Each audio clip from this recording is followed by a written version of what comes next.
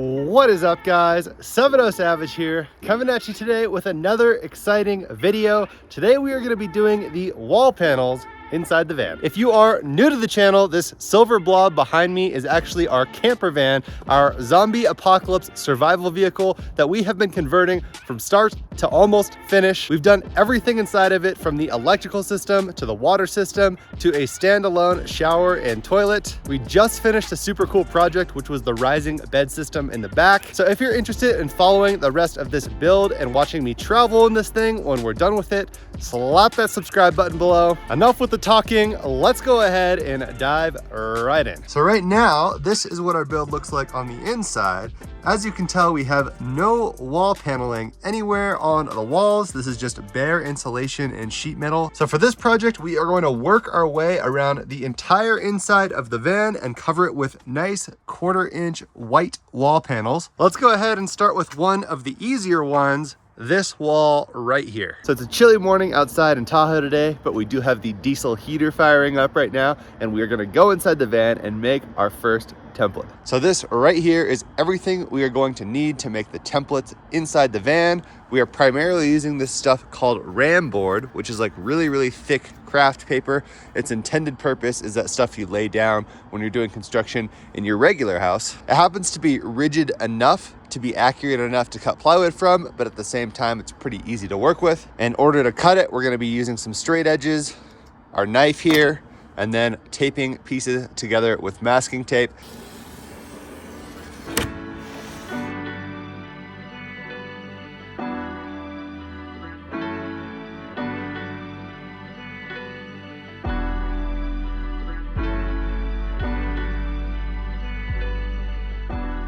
So it took me a little bit to figure out how to use the ram board without just completely struggling, and I realized it's a little bit easier if you just cut thinner slices and then work your way around the template instead of trying to do it all in like 1 or 2 goes. Basically, I leaned really heavily on taping lots of pieces together. You can see that it is quite taped up, kind of a Frankenstein looking template. So now for the scary part, we are going to take this Frankenstein template, bring it outside, and trace it onto our very expensive Baltic birch plywood. It is 8 sheets of 1/4-inch thick wood. Now, in my last van build, I remember these sheets costing me about 35 bucks, something around there. These sheets were over $100 a piece, guys. The combination of the wood prices and just for some reason getting this wood in Lake Tahoe is insanely hard to do. On the bright side, it is like the nicest quality Baltic birch I've ever had. There's no patches or anything. So we're gonna be doing some high stakes woodworking this time around. All right, so scratch that. I'm actually not feeling confident enough in putting this straight onto plywood. So we're gonna start by just tracing it onto some cardboard.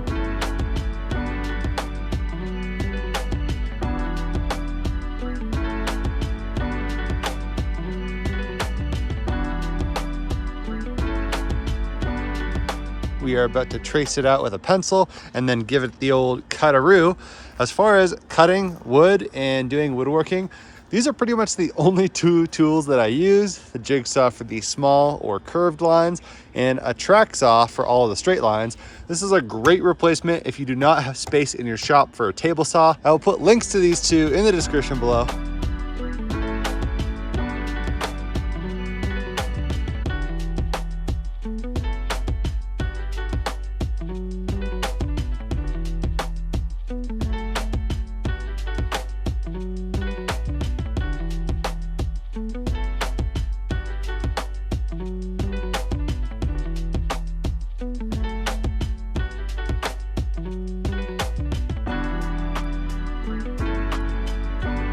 Alrighty, so we have our first wall panel cut out and it fits like a flippin' glove. I'm super stoked with the fitment. Now we need to move on to another very challenging step, drilling the screw holes in the wood into the sheet metal of the van so that we can mount this panel. Can you tell that I am a California boy and I'm out of my element here? have like 10 layers on. It's not even that cold outside. Let's go ahead and get cracking. This right here is everything we're gonna be using to mount the plywood to the sheet metal of the van. We got our drill and our impact driver. The drill is for actually drilling the holes with a regular hole drilling bit, as well as drilling a little bit of a countersink in those holes so that our countersink screws fit flush with the surface of the plywood. And then I do like to use an impact driver to actually get the screw in so that it bites the sheet metal rather than a drill. Just seems to work a little bit better in my opinion. You may remember the wall paneling video from last year in our last van build when we held up all of the wall panels with that 3M dual lock. It's like really expensive Velcro. That was a really good solution that had no screw holes whatsoever. But for this one, when I'm going to be going off-roading a lot and shaking this thing around like an earthquake, I want to go with something a little bit stronger. As far as the screws, we are using number 8 by 1/2 inch. I am going to be ordering custom screws that have white heads on them, but for right now, the hardware store only had these.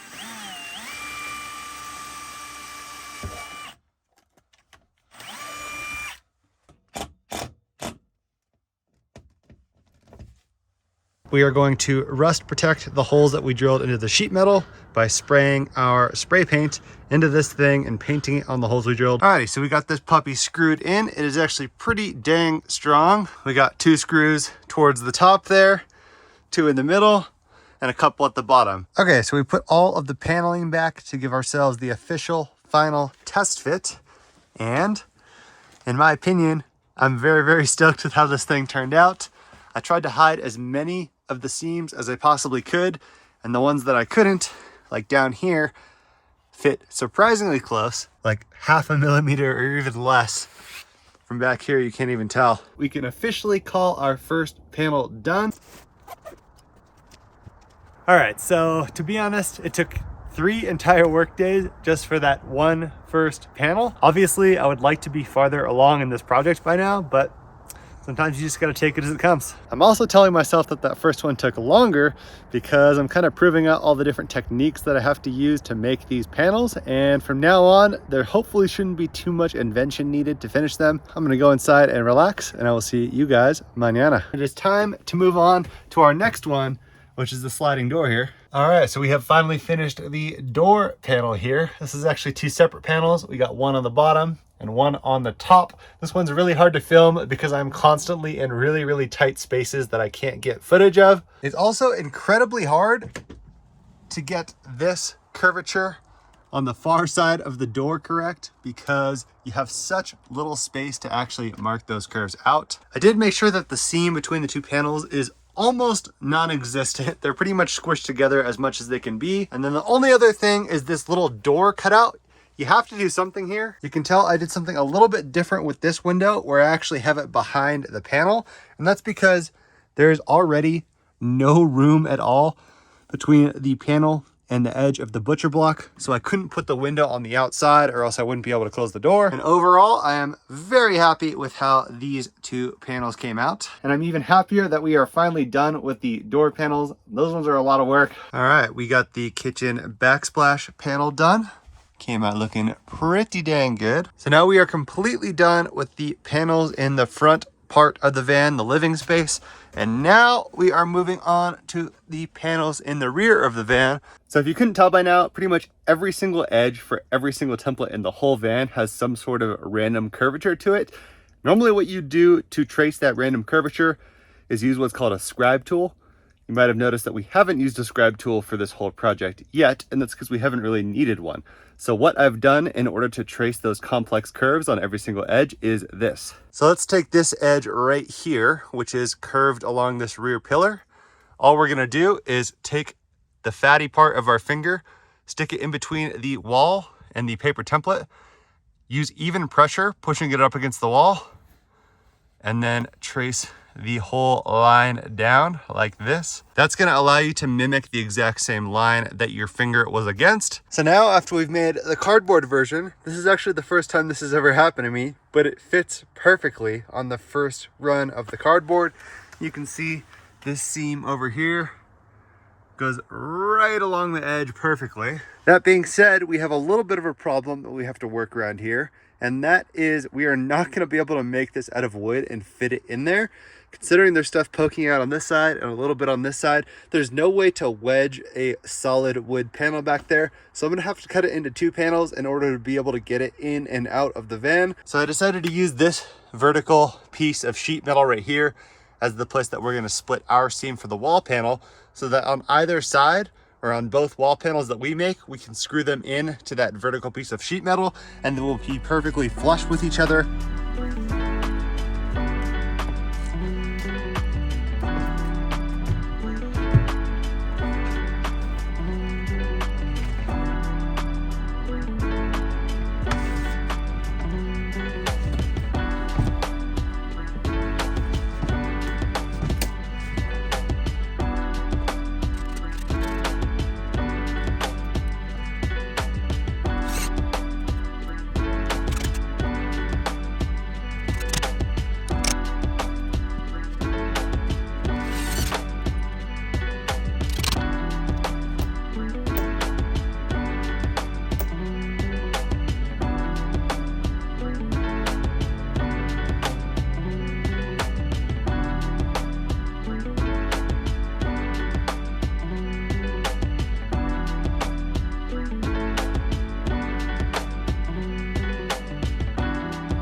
Overall, this panel came out fantastic, and the better news is that this one was pretty much the same thing, just a little bit longer. And it also turns out that this line right here is about the worst one in the whole van.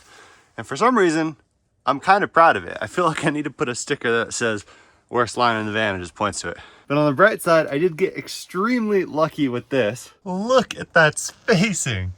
I've got like, I don't know, 1/4 of an inch, maybe a little bit less on the skinniest side here on both windows. This is the kind of stuff that there's just no way you can plan for, but sometimes you just get super, super lucky like this, and I am very grateful. Okay, so we officially have the panels done on the rear walls here. Next up, we are gonna put a panel over this cross beam thingy. I don't know what you call it, like a C pillar or a D pillar. Gonna be a little bit tricky because there's lots of weird curves in this one. Let's go ahead and get cracking. All right, a little cold and snowy out here this morning, but ain't nothing stopping us from finishing these panels. Pretty cold out here for a California boy. All right, turns out it's getting a little bit cold. So I invented this new style. We're calling it the double socked up. Let's get back to it. Okay, so this right here is one tactic that you can use while making your cardboard templates.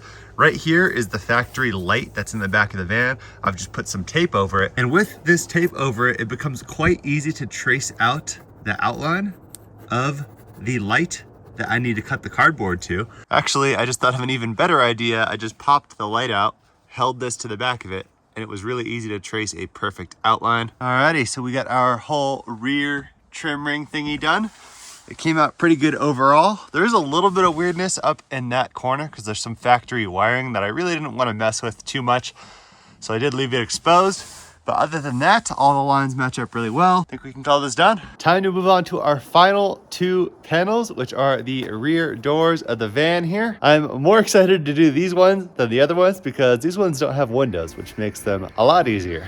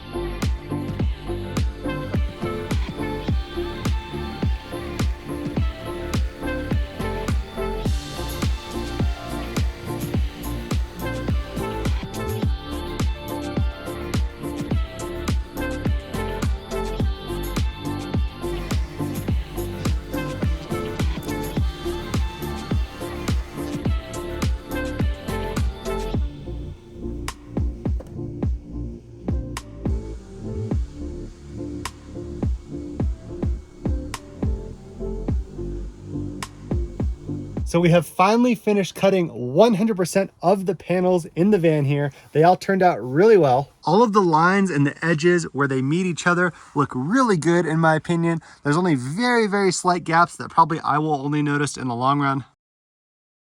All right, y'all, so I'm coming at you literally 3 months after the last clip that you just saw. We had another massive delay in the build. I just moved to Tahoe. The winters here are very cold, and I'm learning a lot of new things about living in the cold. For example, I learned that when you have to wake up early to snowblow after a long night of drinking, it's not a good experience. I realized that the next step for these wall panels was to paint them, and you can't paint things when it's like 32 degrees. So in order to address the painting of the paneling problem, I had to build a whole ass workshop in my garage that's heated so that we could have a temperature controlled environment. And that is finally done. Took so much effort. It actually turned out really good too. Like all my tools are nice and organized. I have a giant workspace. I think it's really gonna help me be able to build things faster and better on the van. So it is finally time to take the panels out of the van and start painting them. We have all of the panels for the entire van laid out in our new workshop here.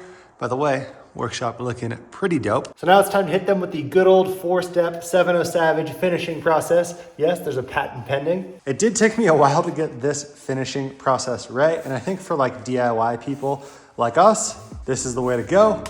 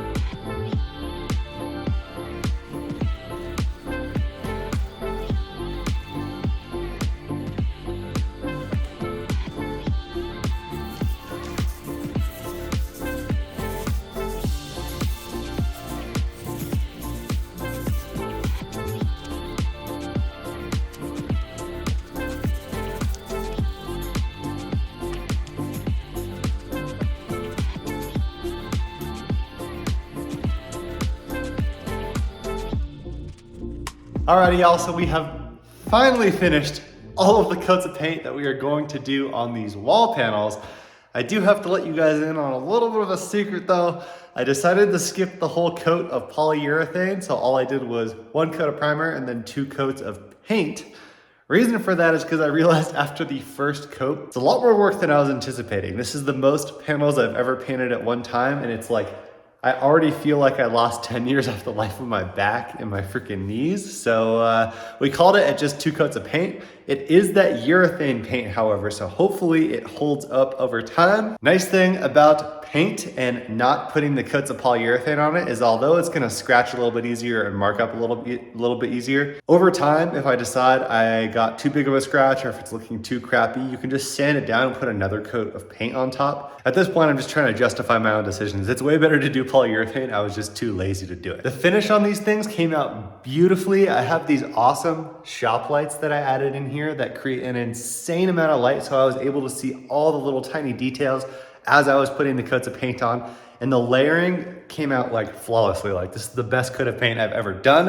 It has taken way too many months to get here, but I'm so excited for this final step of putting the wall panels back into the van and seeing how they look. So the only difference in mounting these panels before they were painted and mounting them now is that I did order these screws. These are the same size screws. I think they're number 8s. These ones just have white powder coated tips though, so they're gonna match the paint of the wall a lot better. Okay, so I finally got all of the wall panels installed. It took almost all of yesterday to get them all nice and perfect in here. Let's waste no time and go straight into the montage.